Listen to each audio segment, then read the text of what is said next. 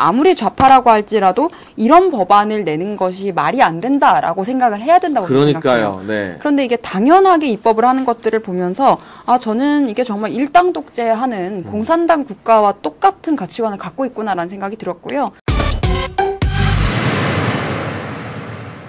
민주당의 기행, 제가 오늘 패닉에 빠진 민주당 집단 광기라는 제목을 붙였는데요. 어떤 광기 어린 행동 등을 하는지를 한번 하나하나 짚어볼 필요가 있는 것 같아요. 일단 이상한 법안들을 막 내면서 지금 우리 완전히 고삐 풀렸다. 우리 완전히 이성이 마비됐다는 거 보여주는데 우선 이거 먼저 다뤄보죠. 대통령이 파면되면 소속 정당에서는 대선 후보를 못 내는 법안. 이거 막 설왕설래가 있었는데 기어코 오늘 공식 발의에 들어갔다고 하거든요. 읽어드리겠습니다. 민주당의 강득구, 김영환, 문종복, 민병덕, 윤종군, 이강희, 이하경, 정우로, 최현일 의원과 조국혁신당의 황운하 의원 등이 이 법안을 발의를 했네요. 지금 윤석열 대통령을 탄핵시키고 파면시키고 그 여세를 몰아서 대선이 만약에 이뤄진다 하더라도 이재명으로는 도저히 이길 자신이 없으니 아예 국민의힘은 후보 내지 말라라는 일종의 정당 말살 정책인데, 후보 말살 정책인데, 이런 법안이 논의되고 언론으로부터 회초리를 두들겨 맞았는데도 멀쩡하게 발의가 되는 현 상황, 국회의 지금 모습, 우리 백 부대변인이 보기에는 어떻습니까? 지금 이 문재인 정부 때부터 지금 민주당 그리고 지금 이제 나중에 생긴 조국혁신당 지금 이 좌익 세력들은 계속해서 일당 독재와 입법 폭거를 자행해 왔습니다. 그러니까 이게 너무나도 습관이 되어서 아무런 문제의식도 느끼지 못한다고 생각이 들고요. 솔직히 상식이 있으면 아무리 좌파라고 할지라도 이런 법안을 내는 것이 말이 안 된다라고 생각을 해야 된다고 생각해요.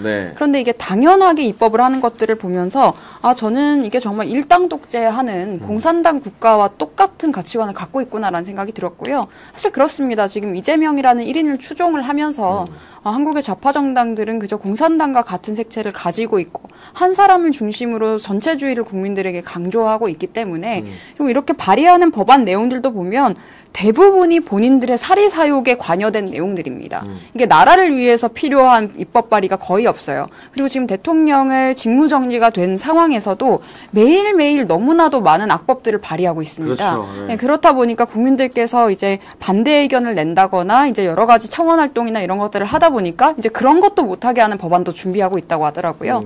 그러니까 이제 이 사람들이 입법 독재가 너무나도 습관화돼서 아무런 문제의식 없이 본인들이 일당 독재를 자행하고 있는 것이다라는 생각이 듭니다. 그래서 뭐 이 법안이 통과될 리도 없고 통과된다 한들 뭐 거부권이 행사되겠지만 저는 이 법안을 보면서 민주당이 되게 쫄리는구나. 되게 자신 없구나라는 생각을 해요. 일단 우리 윤석열 대통령님은 파면이 안 될 겁니다, 여러분. 우리 곁으로 돌아올 거예요. 시간의 문제지만. 근데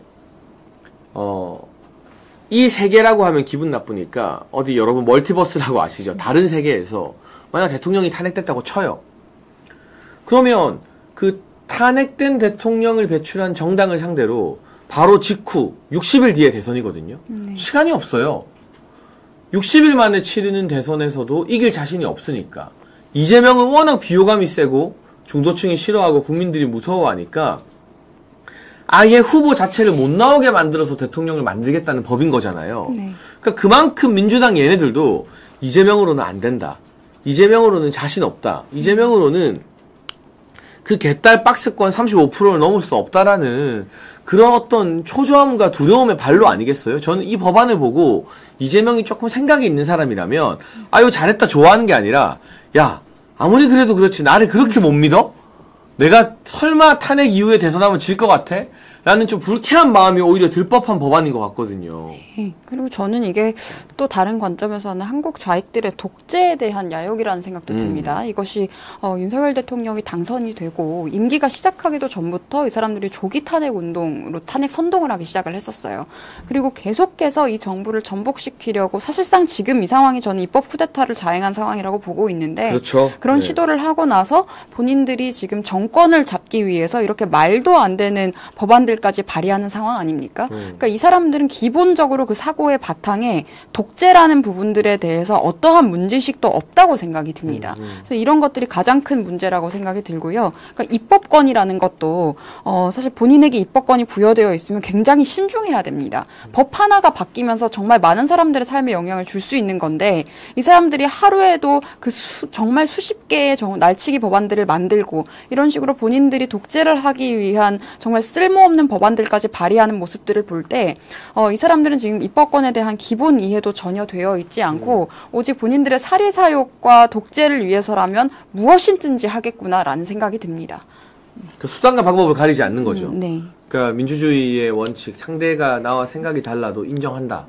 그 자체를 용납하지 않고 너네 대통령 탄핵되면 후보도 내지 마. 정당 해산이야. 이렇게 나오는 거. 지금 우리 백 부대변인이 말한 것처럼 민주당이 추구하고 이상적으로 삼는 정치 모델이 중국의 그 일당 독재 모델이 아닌가. 그 중국 공산당 안에서 거기는 이제 파벌이 있었거든요. 뭐 상하이방, 태자방 뭐 이들끼리 돌려서 다 지도자를 배출했죠, 주석을. 그러다가 시진핑이 주석이 되면서 상대 계파를 전부 다 숙청해버리며 일극체제, 절대 권력이 됐는데 민주당이 꿈꾸는 것도 대한민국에 그냥 민주당만 있는 거예요. 거기서 친명, 친문이 돌아가면서 우리가 해먹자. 이게 민주당의 속마음이 아닌가 하는 게 다시 한번 좀 적나라하게 드러난 것 같습니다.